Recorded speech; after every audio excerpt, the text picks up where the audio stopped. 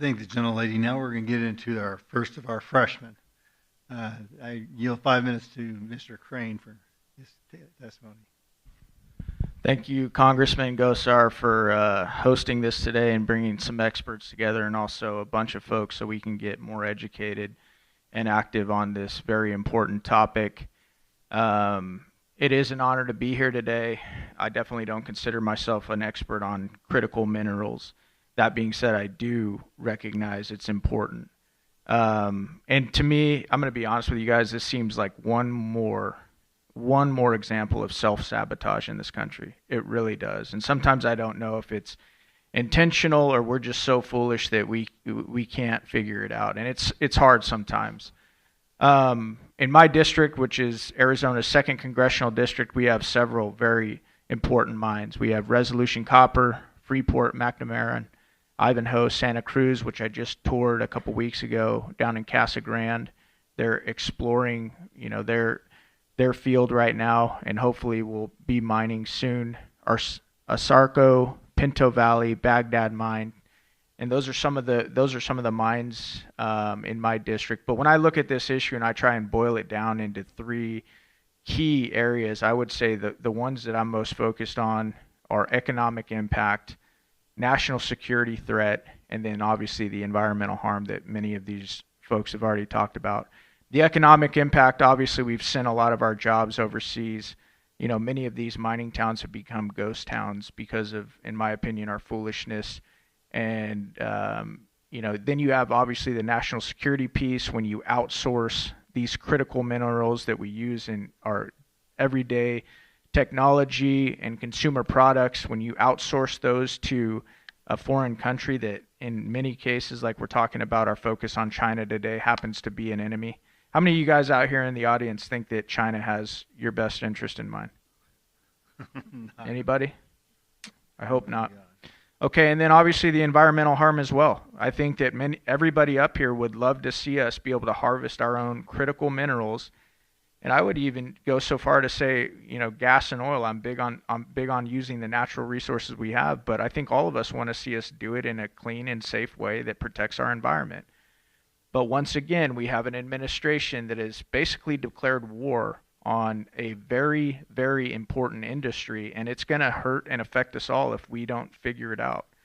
All right, and so that's how I look at this, these issues. And I want to start with Mr. Harrell. Besides the buckets that I mentioned, sir, of economic impact, national security, and environmental harm, are there any other buckets that we need to be focused on as we educate ourselves more on this issue? Yeah, I think the reforms to the judicial system that is required is really essential as we move forward. The judicial system gets weaponized to block U.S. development.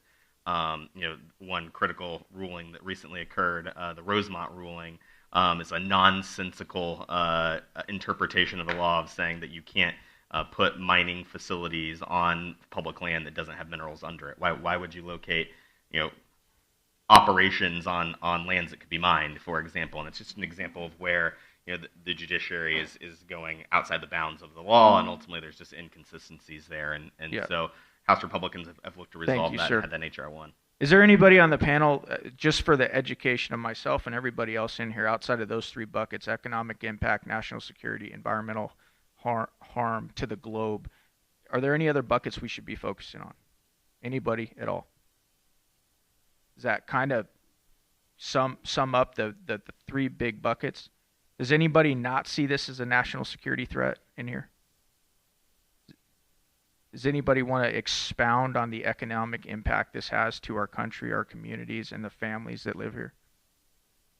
Sir, on the end. Well, when you're waiting 7 to 10 years for permits in the U.S., you basically deplete 25% of your reserves just in getting permits.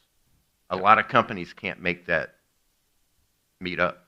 Yeah. So it's, the length of the permits is what's killing most projects. Does anybody want to take a shot at the why here? Why you guys think this administration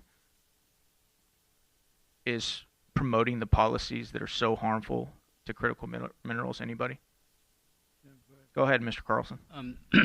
I would like to address the economic the economic issues, is that the Biden administration and previous administrations aren't concerned about the economic impacts.